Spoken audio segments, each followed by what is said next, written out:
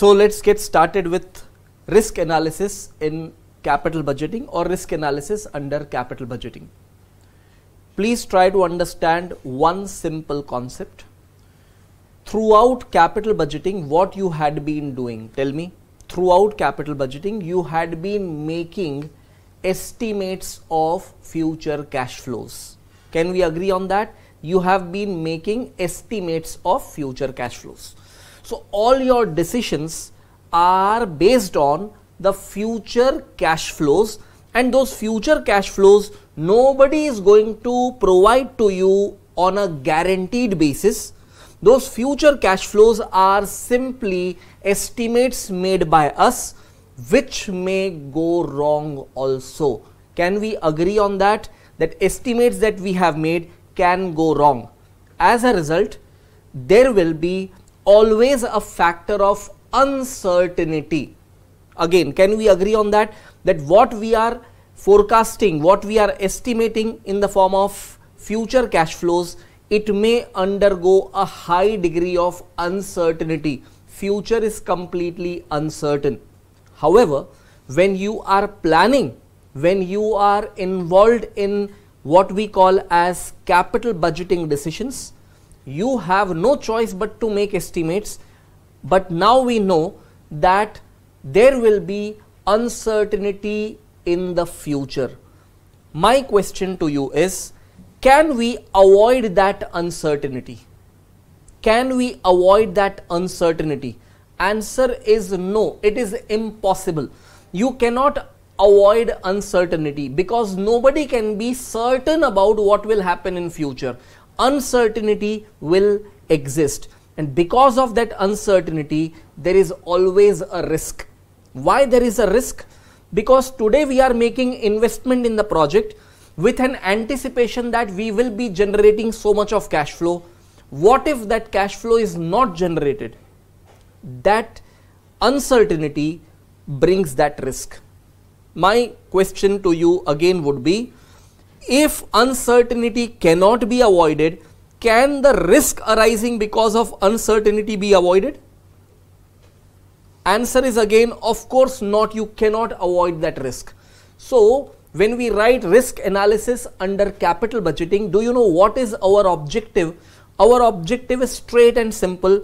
We would want to learn how to cope with that uncertainty. So uncertainty and risks are going to be there. You cannot avoid that. We need to understand how will we cope with that uncertainty. How will we cope with that risk? That is what we have to learn. So first thing that you should be having clarity in your mind, you should understand the objective of our discussion. Fact number one, capital budgeting decisions are based on estimates of future cash flows. Fact number two, future cash flows cannot be guaranteed by anyone. These are simply estimates. Third fact, estimates of cash flows what we are making today being uncertain, our estimates may go wrong, and because of that chance of error, there is always risk imposed in our decision. As a result, that uncertainty of the future and risk arising because of that uncertainty are completely unavoidable. So final point of conclusion is, we need to understand how to cope with that uncertain future, how to cope with the risk arising because of that. That is the objective of today's discussion. You tell me one thing. Are you clear with what we are trying to discuss over here? If yes, then very well. Let us understand what exactly we have to do to learn how to cope with that uncertain future. Now, within this segment of capital budgeting, we have two different types of techniques. One which we can categorize as traditional techniques, and other would be the segment of modern techniques. Modern techniques or statistical techniques. So what I am going to do is, purposely I'll be first starting with the modern techniques or statistical techniques, and then Developing the understanding over there, then I'll take you back to traditional techniques. Traditional techniques are extremely logical. They are also being used in the current scenario, but you should, in the sequence of learning, you should first learn the modern or statistical techniques, and then we will step into traditional techniques. So let us get started with modern techniques first. Please write under the heading modern techniques or statistical techniques. I am giving you some notes. First you note it down and then I will discuss the matter. The statistical techniques mainly involve use of probabilities for determining EVCF, that is expected value of cash flow. EVCF is the aggregate of cash flows multiplied by respective probabilities for each year. Once EVCF is determined for each year, then such EVCF should be used for determining NPV of the project for the purpose of project appraisal. Try to understand the point of discussion over here. We are dealing with modern or statistical techniques which will use probabilities. Now, I am sure I don't have to tell you what is the meaning of probability, correct? You know very well what is probability and how do we apply probabilities in general situations. So what is to be learned? How do we apply concept of probabilities into this scenario where we are dealing with risk analysis under capital budgeting? So let me explain it this way. You ask me that, sir, if you are investing in this project, how much cash flow you are estimating? I would say I am estimating annual cash flow of rupees 2 lakhs. You will ask me next question, sir, are you certain about the fact that you will get 2 lakhs of cash flow for sure? I said, no dear, we cannot be certain about what is going to happen in future. Therefore, we have expectation that we will generate cash flow of 2 lakhs. But it can be little less, it can be little more. Fine. You ask me next question, sir, what are different possible estimates of cash flows? I said, okay, there can be 3 possible cash flows, 1,80,000 or 2 lakhs or 2,20,000. 2 lakh is what I am estimating, but it could be 1,80,000 also and 2,20,000 also. Fine. You will ask me next question, sir, what is the probability that cash flow can be 1,80,000 and what is the probability that cash flow can be 2,20,000? I say the probability that cash flow will be 1,80,000, it is 0.2. The probability that cash flow will be 2,20,000 is also 0.2. Now you know one thing, overall probability has to be 1, correct? Therefore, if probability of cash flow being 1,80,000 is 0.2, cash flow being 2,20,000, the probability is also 0.2. So what will be the obvious probability of cash flow being 2 lakhs? It will be 0.6, correct? 0.6, because from 1 I have subtracted 0.2 and 0.2. So now we have 3 possible estimates of cash flows informed along with their respective probabilities. 1,80,000 with a probability of 0.2, 2 lakhs with a probability of 0.6 and 2,20,000 with a probability of again 0.2. If I ask you to compute expected value of cash flow, do you know what you are going to do?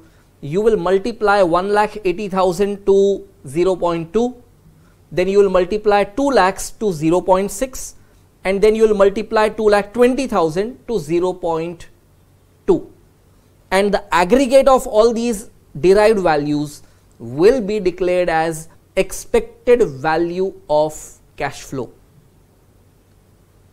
I'm sure when you have learnt probability at earlier stages, you would have applied some calculations like this also.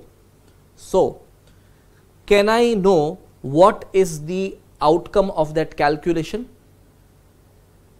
So, I gave you 3 cash flows along with those 3 probabilities. If I use my own calculator, what I get, 1,80,000 into 0.2, 2,20,000 also into 0.2, and 2 lakhs multiplied by 0.6. What I am getting as aggregate, it is exactly 2 lakhs, not a rupee less, not a rupee more. So, let us write up an example like this to have a complete clear understanding. So, I am giving you an example. Please take note of this example very well. So, over here, write up this example. Cash flows are given with the following probabilities. So, can you see 4 different estimates of cash flows given along with the probabilities? The aggregate of these probabilities would come to 1 exactly. You try calculating the expected value of cash flow. Let us see how to get the right answer. So, I am sure most of you would have already got the correct answer by now. So, expected value of cash flow will be simply aggregate of each component of cash flow multiplied by respective probabilities, and that would come to 17,000. So, those who got 17,000, they were all correct. Let us move ahead and deal with the calculative example given under question number 11. Let us read this question. ABC and Company is evaluating a proposal having initial outlay of rupees 1,40,000 and economic life of 2 years. The cash inflow and the respective probabilities have been found to be as follows.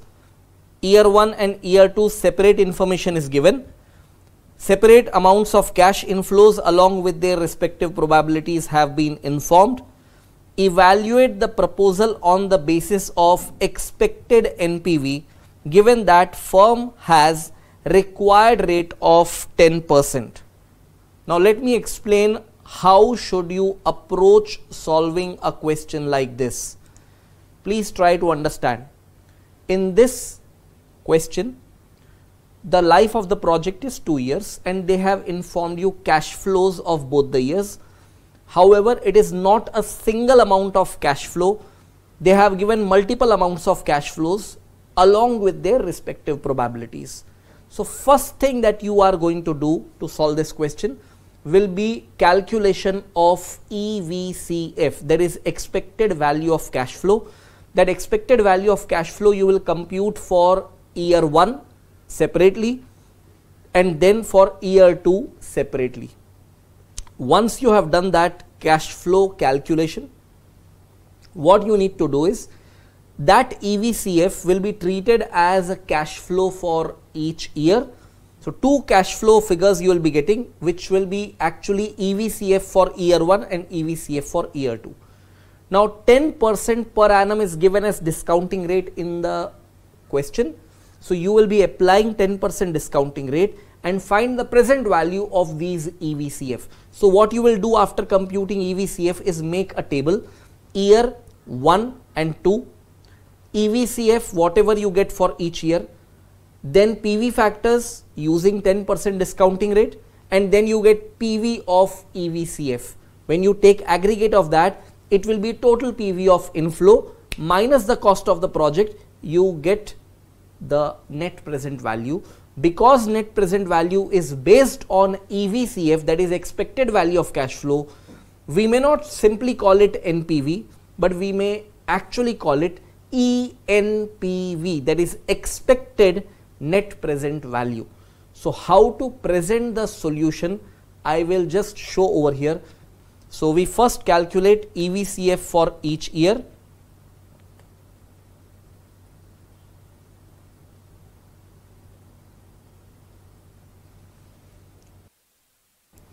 So if this was a question in your mind that from where are they getting probability information? See, cash flow information, we have learned how entities estimate cash flows.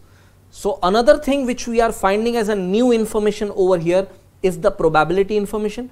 So if you are having this question in your mind that from where to derive probability, fact number one, you will never be asked to compute probabilities.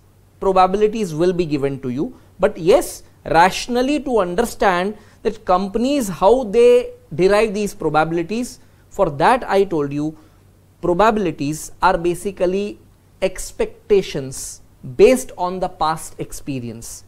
In other words, I would say past is an indicator of future.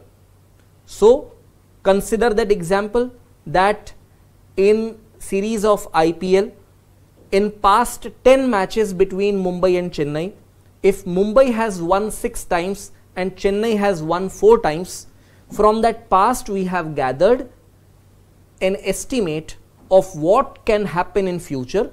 So probability of Mumbai winning the match ahead will be 6 by 10, that is 0.6, and probability of Chennai winning the match would be 4 by 10, that is 0.4. You can take examples after examples. For example, monsoon is coming up in a while. So what happens whenever it has already rained in a particular day, next day 75% of the times we have observed that next day also there is a rain, correct? That means if it has rained today, what you will gather from the past information, that there is a 75% chance that it will again rain tomorrow, and therefore 25% chance that it may not rain tomorrow. This is how from the past experience we gather the information about probability.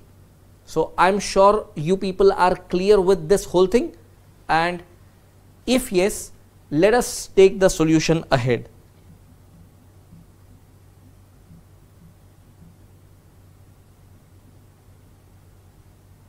I don't even have to explain you this whole thing. Total PV of EVCF comes to 1,50,579. From that you subtract total PV of outflows, that was 1,40,000, and the expected NPV what you get is 10,579. I am sure nobody will have doubts on this. This is a straight simple calculation. The new thing that we have learnt was computing EVCF and replacing single cash flows with these EVCF.